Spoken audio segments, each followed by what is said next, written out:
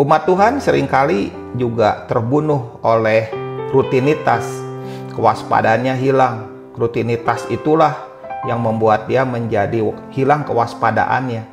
Dan ini berbahaya. Ketika itu terjadi, kita kehilangan segala sesuatunya.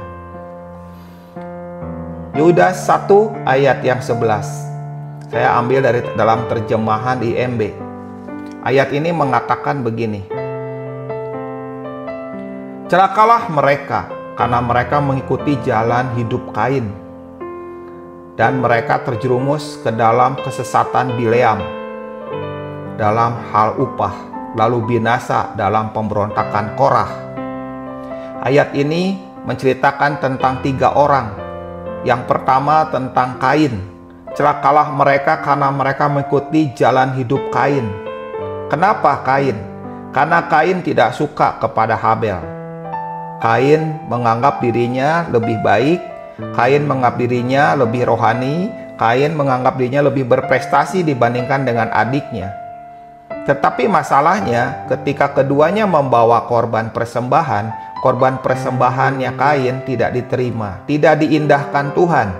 Sementara korban persembahannya Habel itu diindahkan oleh Tuhan, dan Kain tidak menyukai itu. Dia menjadi gusar, lalu dia marah, dan Tuhan menegurnya.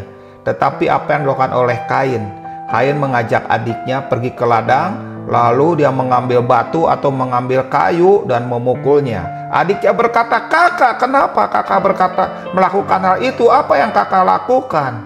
Kakaknya tidak menjawabnya, tetapi Kain langsung menghujamkan beberapa alat tajam atau memukulkan batu itu sehingga darah tertumpah.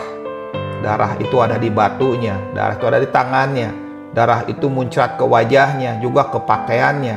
Dan pada saat itu Kain telah membunuh Habel.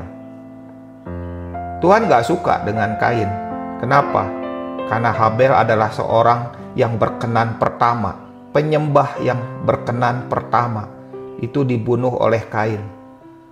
Seorang yang membunuh penyembah. Kain bukan penyembah, tetapi Kain pembunuh penyembah. Itulah yang disebut dengan jalan hidup Kain. Hari ini juga ada di dalam gereja. Mereka menganggap sebagai penyembah, tetapi dia nggak suka kalau ada saingan. Kain suka bersaing, dan dia membunuh pesaingnya. Kalau seandainya dalam gereja ada orang yang dipakai Tuhan, diurapi Tuhan, dan kita tahu hidupnya dipakai oleh Tuhan seperti Saul, tidak suka kepada Daud. Itulah jalan hidup Kain. Itu ada jebakan. Jadi jebakan orang-orang yang dipakai Tuhan, dia merasa ada orang yang lebih baik darinya. Itu bahaya. Biarkan Tuhan bekerja. Apa yang membuat Tuhan tidak bekerja lagi dalam hidup kita, kita bertobat, kita introspeksi diri. Dan Yudas 1 ayat 11 ini memperingatkan kepada kita supaya kita tidak mengikuti jalan hidup Kain. Yang kedua, dan mereka terjerumus ke dalam kesesatan Bileam dalam hal upah. Bileam adalah seorang nabi. Dia sangat tepat, dia sangat presisi, dia bisa menangkap apa yang ingin Tuhan katakan. Tetapi masalahnya apa? Masalahnya ketika Raja Amon pada waktu itu, dia membelinya supaya dia bernubuat kepada bangsa Israel. Tetapi pada awal-awal Bileam mengatakan enggak, yang diberkati Tuhan akan diberkati. Ayolah, kutukilah, ini upahnya besar. Tetapi apa yang dilakukan oleh Bileam? Dia tetap tidak mau mengikuti keinginan raja itu, tapi lambat laun hatinya condong kepada hal upah, dan akhirnya dia menjual apa yang harusnya dia lakukan benar di hadapan Tuhan, tetapi dia menjualnya. Sampai akhirnya dia tetap harus pergi, dan pada saat itu keledai yang tidak bisa bicara sampai berbicara.